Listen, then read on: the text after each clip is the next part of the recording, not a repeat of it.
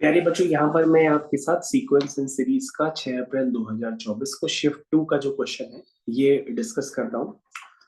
Question जो है ये बेसिकली जीपी का एक एप्लीकेशन है और बहुत ही इजी एप्लीकेशन है। इसमें लिखा हुआ है let A B C be an equilateral triangle. A new triangle is formed by joining the middle points of all sides of a triangle ABC. And same process is repeated infinitely many times. If P is the sum of perimeter and Q is the sum of areas of all the triangles formed in this process, then which of the following relation is true? तो बच्चों, जैसा कि आप जानते हैं कि अगर आप इस क्वेश्चन को अटेम्प्ट करना चाहते हैं तो आप स्क्रीन को पॉज करके पहले अटेम्प्ट कर लीजिए और यदि आपका ए पार्ट आ जाता है तो आपका आंसर सही है। और बच्चों, मैं आपको बता दूं ये क्वेश्चन डिफिकल्ट नहीं है, क्वेश्चन ये इजी कैटेगरी में ही जाएगा। क्योंकि अगर आप थोड़ा सा भी क्वेश्चन ढंग से अटेम्प्ट करेंगे तो आपको समझ में आएगा कि भैया अगर हम एक इक्विलेटरल ट्रायंगल को फॉर्म करते हैं, लेट्स से हमने ये इक्विलेटरल ट्रायंगल फॉर्म किया, थोड़ा सा बड़ा कर लेता हूँ क्योंकि ट्रायंगल के अंदर ट्रायंगल भी बनना है, तो थोड़ा सा बड़ा इक्विलेटरल ट्रायंगल हम बना लेते हैं। ये देखो बच्चों, ये इक्विलेटरल ट्रायंगल हमने बना लिया। अब बच्चों, इक्विलेटरल ट्रायंगल बनाने के बाद कह रहा है कि इसकी मिड पॉइंट्स को यूज करके, इसके मिड पॉइंट को यूज करके हमने एक और ट्रायंगल बना लिया है। ठीक है ना? तो बच्चों, अगर आप थोड़ी सी भी थ्योरम वगैरह क्लास 9th और 10th में पढ़ते होंगे तो आपको ये बताया गया होगा कि यदि कोई ट्रायंगल होता है ए बी सी, जिसमें जो डी और ई है, यदि वो ए बी और ए सी के मिड पॉइंट्स हैं, तो ये जो डीई लाइन होगी, ऐसा बताया जाता है आपको, वो बीसी के पैरेलल होगी, एज वेल एज जो डीई लाइन होगी वो बीसी के हाफ होगी।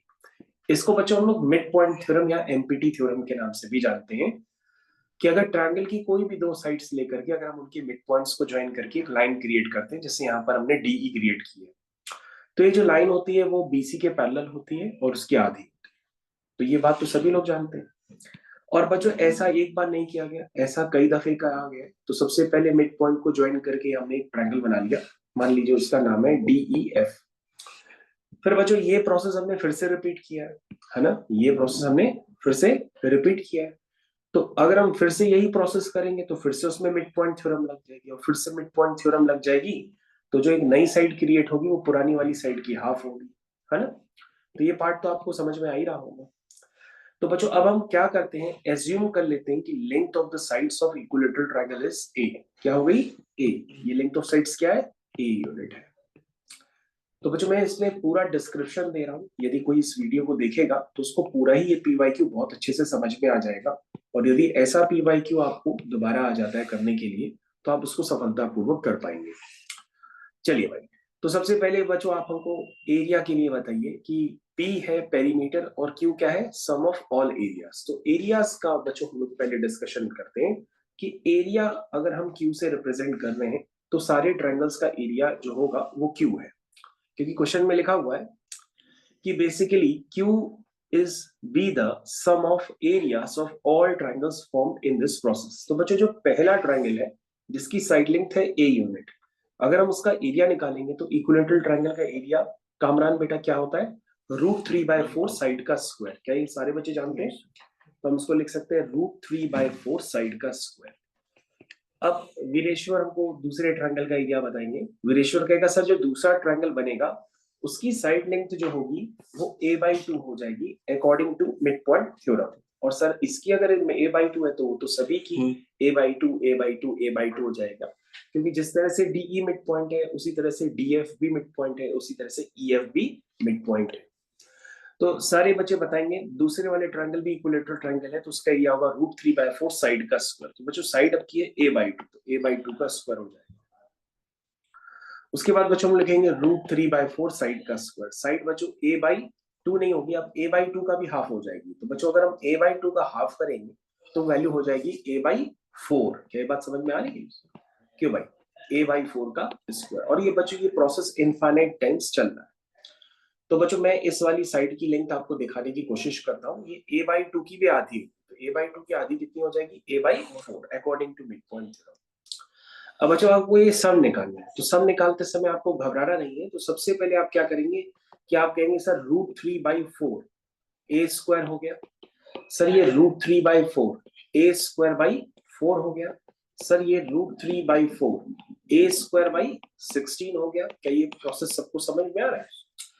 अब बच्चों अगर आप इसको जल्दी सॉल्व करना चाहते हैं तो आप √3/4 कॉमन ले लीजिए, और कामरान कह रहा है कि सर a स्क्वायर भी कॉमन ले लीजिए। अंदर बचेगा 1 प्लस 1/4 प्लस 1/16, और ये प्रोसेस चलेगा इनफाइनाइट टाइम्स। इसको देख करके सारे बच्चे खुश हो जाते हैं और कहते हैं कि सर ये तो एक जीपी है, क्योंकि सर जीपी के इनफाइनाइट टर्म्स का जो सम होता है वो होता है a/1 minus are.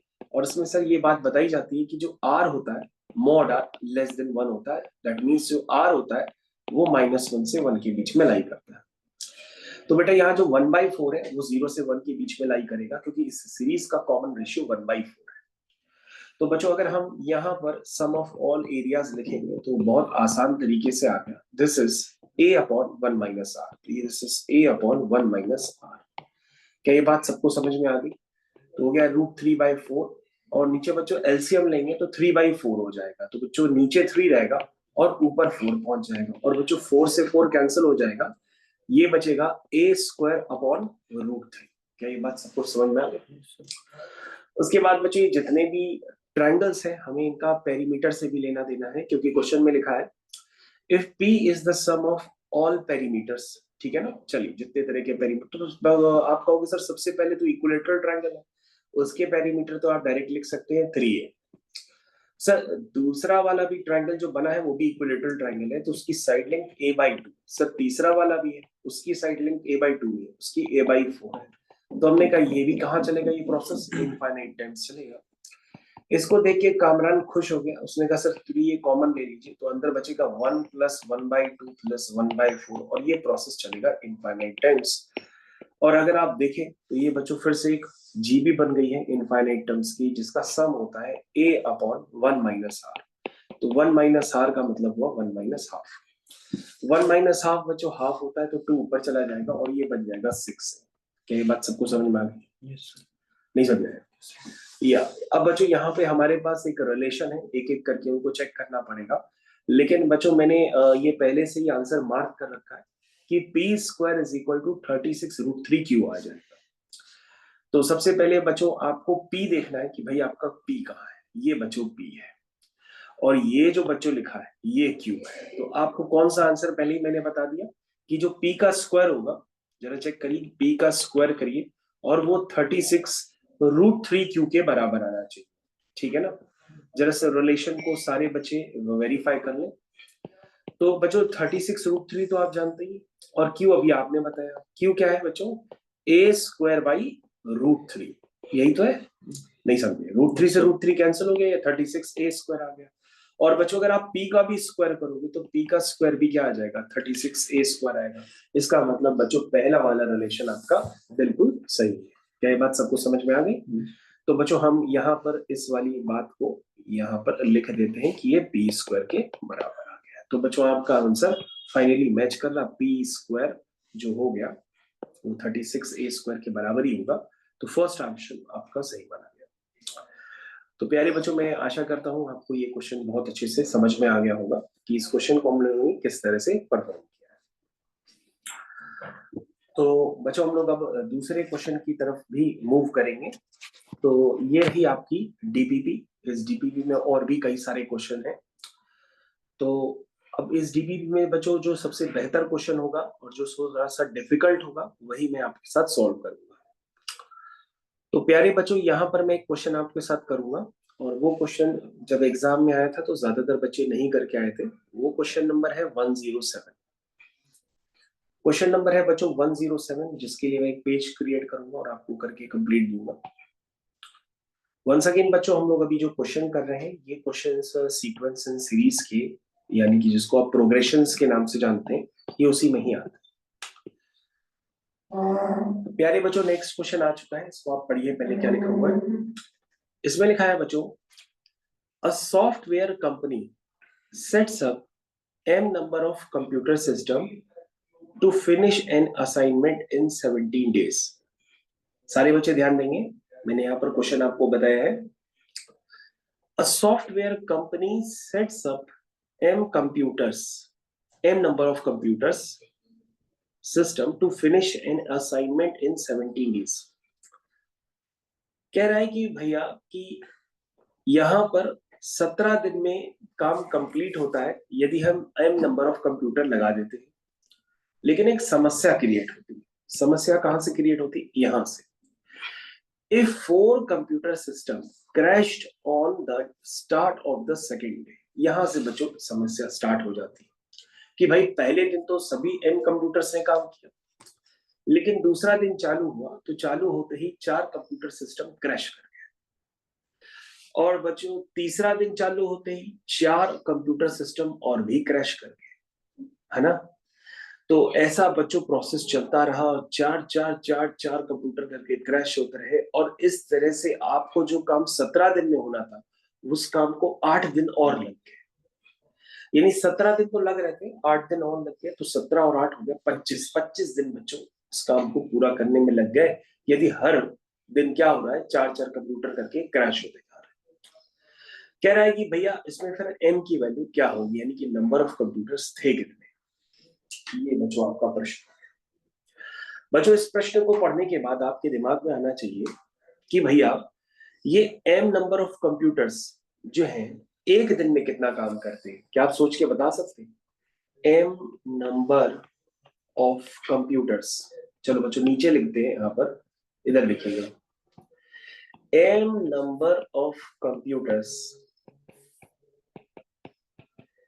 One day में कितना काम करते हैं एक दिन में। तो तुम कहोगे सर ये एक दिन में काम करेंगे, sir m number of computers अपना पूरा काम 17 दिन में करते हैं, तो एक दिन में कितना करेंगे? 1/17। मेरी बात समझिए ना भाई, हमारे काम का पहले दिन तो सारे ही एम कंप्यूटर्स काम कर रहे थे ना, और हम ये मान के चल रहे थे कि वो 17 दिन में कंप्लीट होंगे।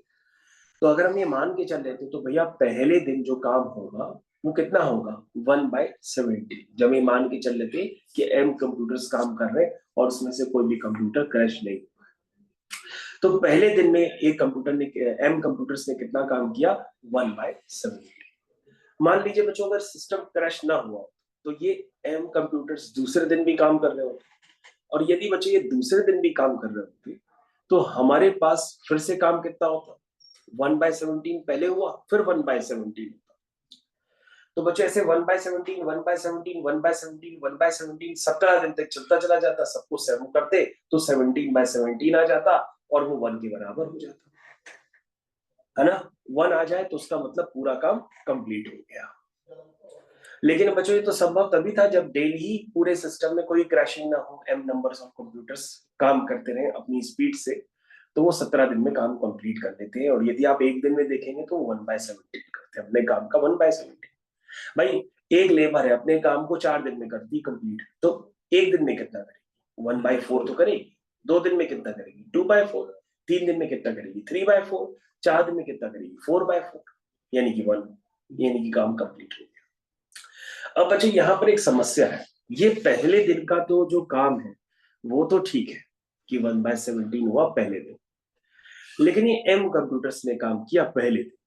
अगर मैं आपसे पूछता हूँ कि भाई एक एम की बात नहीं कर रहा हूं, अगर एक कंप्यूटर काम करे 1 दिन में, एक कंप्यूटर, तुम कहोगे सर ये एम कंप्यूटर्स का काम है एक दिन में 1/17। हमने कहा एक दिन, अगर एक कंप्यूटर काम में एम ना करे, एक कंप्यूटर काम करे एक दिन में तो कितना काम होगा? तो तुम कहोगे सर 1/17 एम हो जाएगा, क्योंकि सर एम कंप्यूटर्स एक दिन में काम करते हैं 1/17। तो हम पूछेंगे एक ही दिन में काम करे लेकिन एक कंप्यूटर करे, तो तुम कहोगे सर वो 1/17 एम हो जाएगा।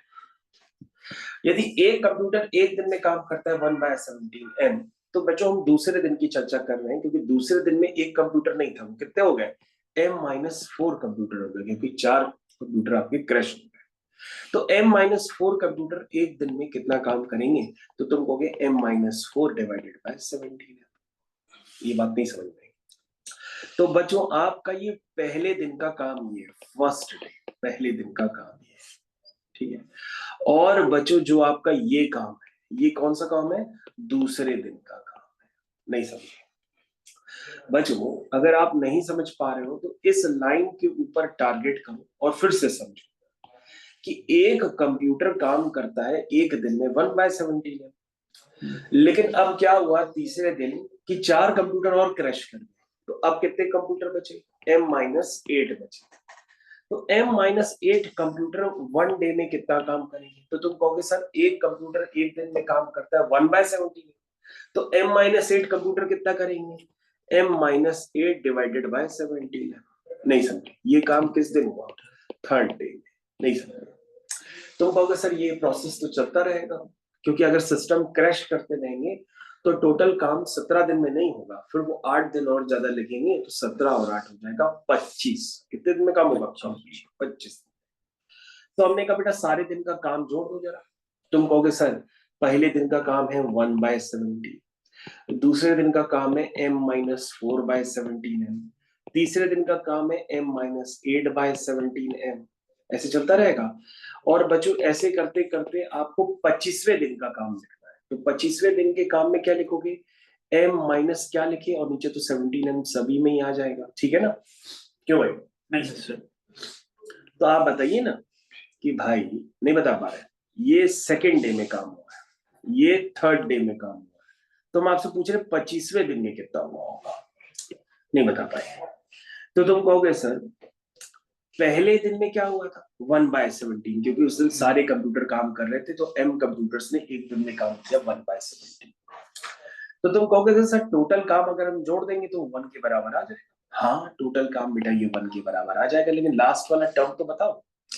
तो तुम कहोगे सर बहुत आसान है, देखिए ये 4x1 है, ये 4x2 है, अगर हम इसके आगे वाला टर्म लिखते तो 4x3 आता है ना, आता ना।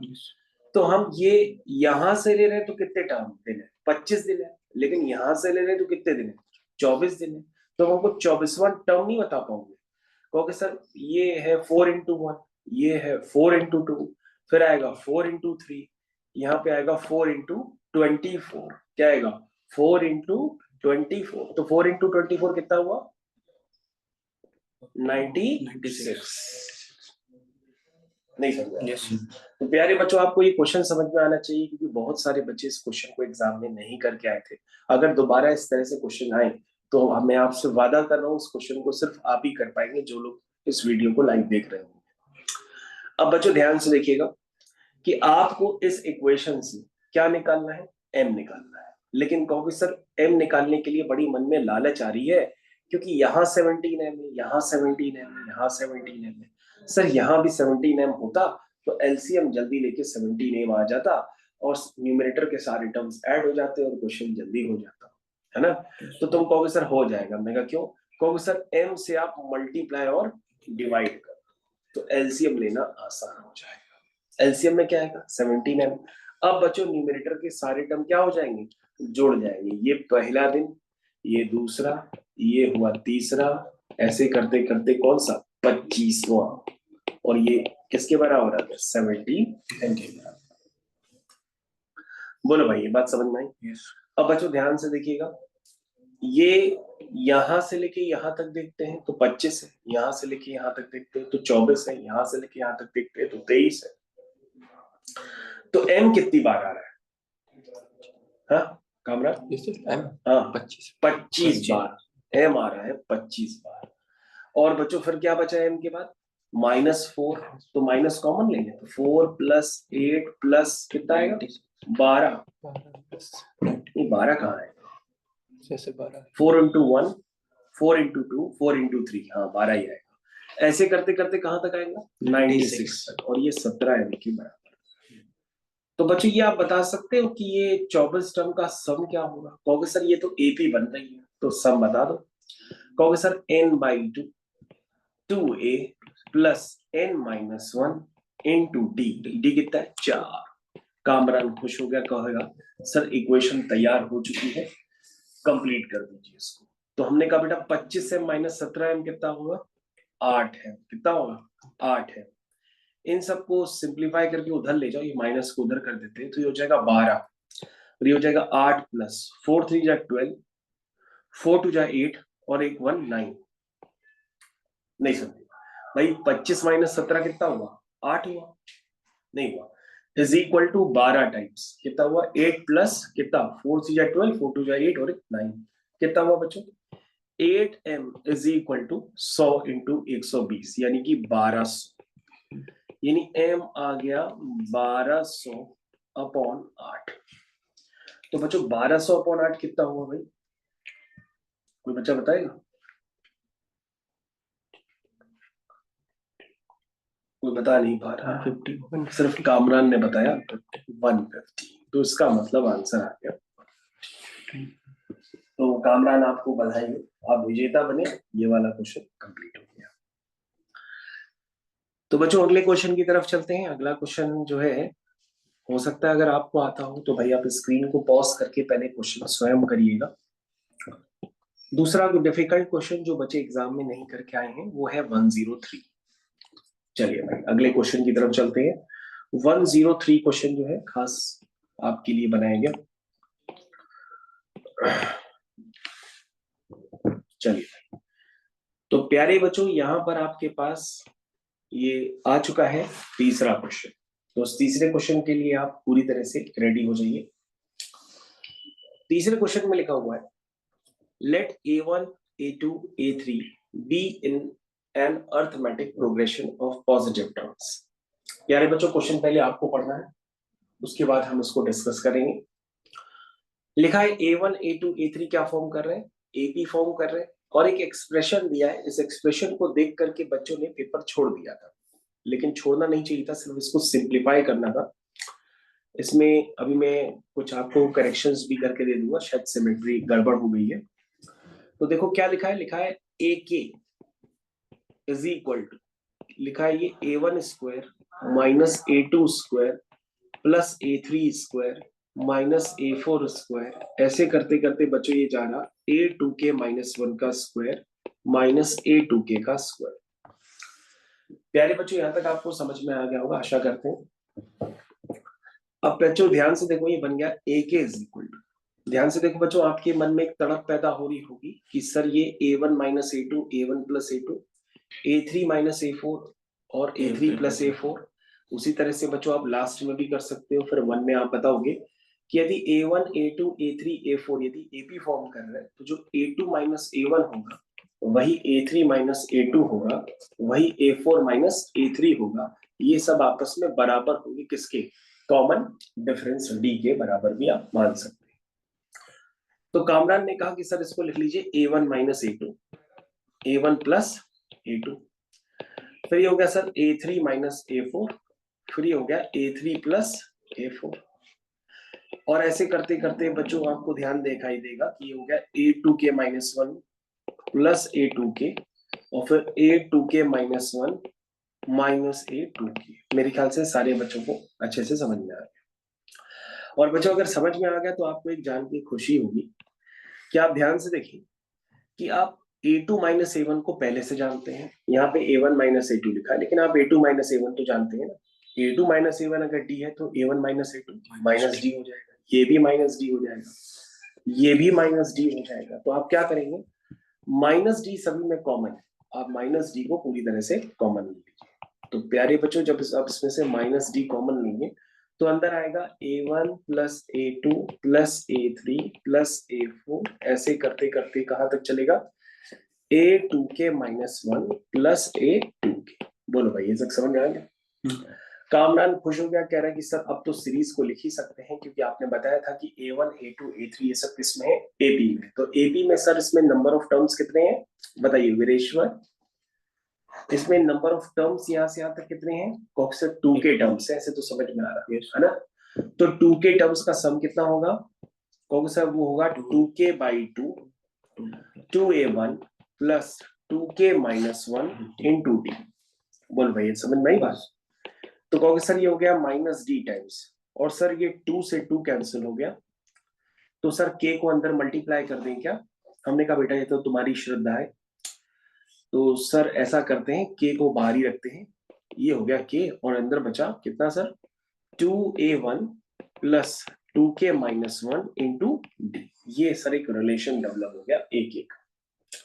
हमने कहा बेटा कैपिटल ए के आपने निकाला है, स्मॉल ए के नहीं निकाला है, कंफ्यूजन मत क्रिएट करिएगा।